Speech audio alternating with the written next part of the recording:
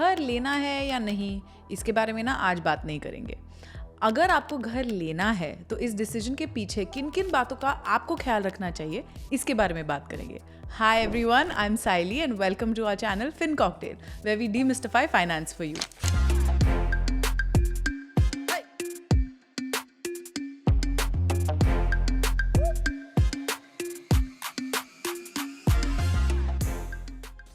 I am going to talk to you as a homeowner today. Yes, I am a homeowner and we've taken this decision because it made sense for me and my family. देखो, घर कोई अकेले थोड़ी खरीदता है. Usually, whenever we make this decision, it's so that it makes sense for us as a unit. So if you think this is the right path for you, today I'm going to walk you through this decision and tell you what you need to be prepared for and give you some insight on things that you may not have thought of. Now let's be honest, एक YouTube video देखने के बाद आपका मन तो बदलने वाला है नहीं कि नहीं बाबा साइली ने बोल दिया तो now I'm going to buy a home and spend crores of rupees on it. ऐसा थोड़ी होता है. Chances are that you already know whether you want to buy a home or no. I'm just going to make this decision easier for you. So let's dive right in. First things first, क्या आपको घर लेना चाहिए? Every single time I bring this topic up, somebody tells me कि oh, content creators always talk about how renting is better. Some big fintech founders also say that renting is better. घर खरीदो मत, सिर्फ rent करो. But have you ever thought of this? That no matter how many people are in the renting camp, there are almost equal or more people in the buying camp as well. Because ये decision इतना simple है ही नहीं कि आपने Excel sheet पे थोड़े से calculations कर लिए और decision हो गया. Basically, if you want to buy a home, first think of these three things. Number one, where do you want to buy this home? कहाँ रहना चाहते हो? Do you have a city where you want to see yourself living, at least for the foreseeable future? मतलब अगर आप 20s में हो, very happily आप जॉब चेंज करके देश या सिटी चेंज करना चाहते हो, सब कुछ एक्सपीरियंस करना चाहते हो, तो ऑब्वियस है ना कि घर लेने के बारे में आप सोच भी नहीं रहे हो.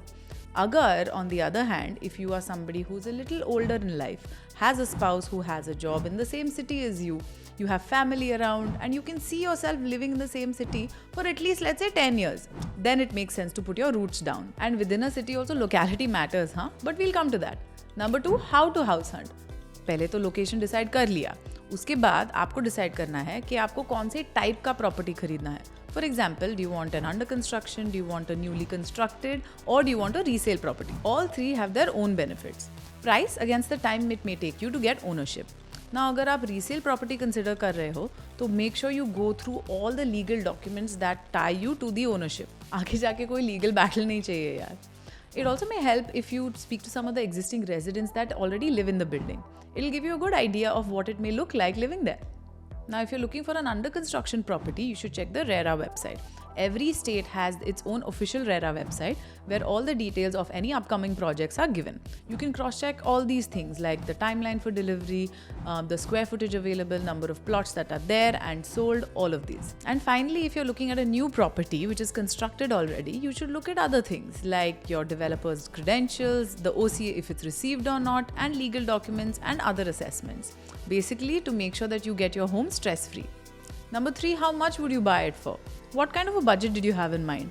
बॉम्बे में ही देख लो, हाईवे के एक साइड से दूसरे साइड जाते जाते प्राइस चेंज हो जाता है. So essentially you have so many options. Don't choose your budget according to your locality. Choose your locality according to your budget because it makes no sense trying to pay off a loan which is too much for you to bear. Now, prices in real estate differ because of a lot of things.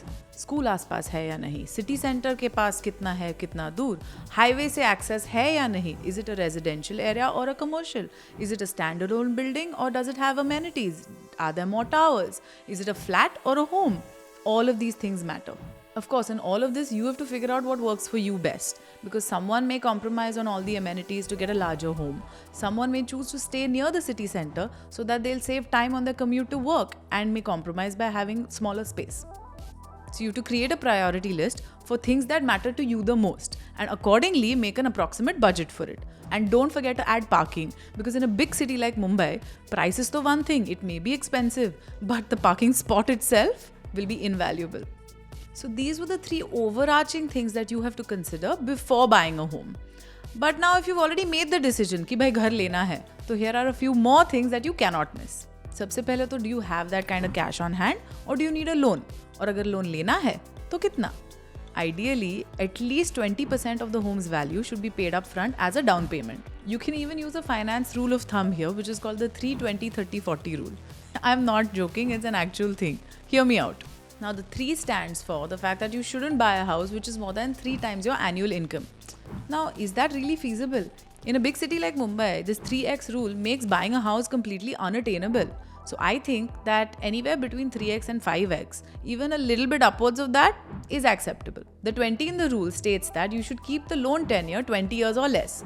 The lesser the better, because of course you end up paying less interest if the loan tenure is shorter. The only trade-off here is for a shorter tenure, your EMI will increase. So you have to learn to balance that. The 30 in the rule states that you should limit your EMIs. This includes all EMIs, by the way, your personal loan, car loan, home loan, all of this to 30% of your income. Now let's say you're making about 7 lakhs per year. This means your total EMI should not be more than 2.1 lakh rupees per year, about 17,500 per month. This still means that you can afford to take a 20 lakh rupee loan for the next 20 years. Now, if you're looking at these figures and wondering where you can buy a home in big cities, there's no option but to consider the outskirts. Like we said, pehle budget, fir locality. Now, the last number is 40. The rule states that 40% of the house's cost should be paid up front as a down payment. Now, this is something that we disagree with a little bit, because some people may not be able to afford it, and most people may not even want to tie up such a large chunk from the get-go. You cannot use this as an absolute and say that this is it, these are the figures that I'm going to be working with. It's just a good benchmark to help you get started to think in the right direction. Next up, figure out your eligibility. Now that you know कि भाई कितना loan लेना है, you need to know whether you're even eligible for such a loan. Go loan shopping. Seriously, it's a thing. You won't believe this, but banks love giving out loans. That's their business, to give you money and make interest on it. So banks will love it if you ask for such a big loan with such a nice collateral. Now, eligibility ke liye, first you have to find out your credit score. You can easily find this online. You can go through the CIBIL official website or through aggregators like Paisabazaar, Bank Bazaar, even Money Control. Once you know you have a good credit score and you are eligible, you should reach out to banks. First, go to your own bank because you already have a relationship with them. Then go to some others as well because it helps you to negotiate and get a better rate. It sounds a little unbelievable, but trust me, I've done this and it works. It doesn't really matter if you go to your own bank or somebody else as long as you get a great rate. अभी घर का locality figure out कर लिया, loan figure out कर लिया, eligibility भी figure out कर लिया. अब क्या? Don't forget about the other expenses because there are a lot. Often what happens now, in the excitement of being able to afford a home, we forget that it doesn't just include the cost of the home. So let's talk about taxes. At the time of registering the house in your name, before you can be called the legal owner of the house, you have to pay stamp duty and registration charges. Now these are levied by the state government and usually not included in the cost of the house. Now stamp duty ranges anywhere between 5 and 8%. It's calculated based on the market value or circle rate of the house property, whichever is higher. Now, this rate depends on multiple factors like the value of the property, age of the building, type of property, and even location. For example, in Maharashtra, it's about 5% and Tamil Nadu about 7%. Registration charges are exactly that. It's a fee for you to register the property on your name. Now, regardless if you buy a new property or a resale property, you have to pay this fee.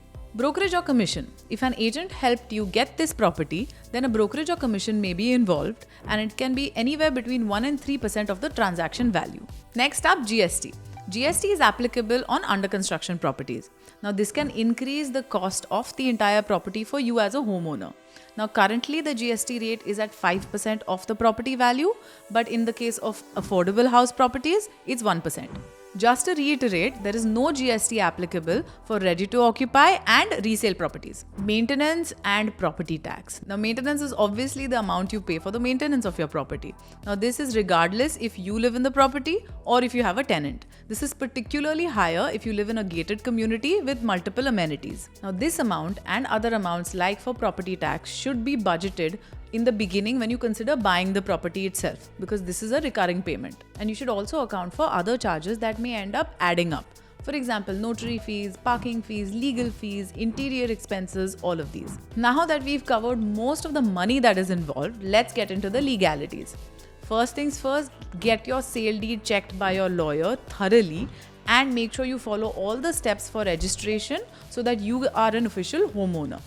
Now remember, after doing all of this, you should receive what is called a share certificate from the society. Now, if you're buying a home on loan, all these documents will be kept at the bank safely before you can pay it off. Make sure you keep a notarized copy of all of these with yourself at all times, just to be sure. Once you've paid off the loan, the bank has 30 days to return all the documents back to you. Otherwise, they will be charged a fine for it. If you want to know how you can pay off your home loan earlier or in time while managing your investments, stay tuned because we'll be making more videos on this.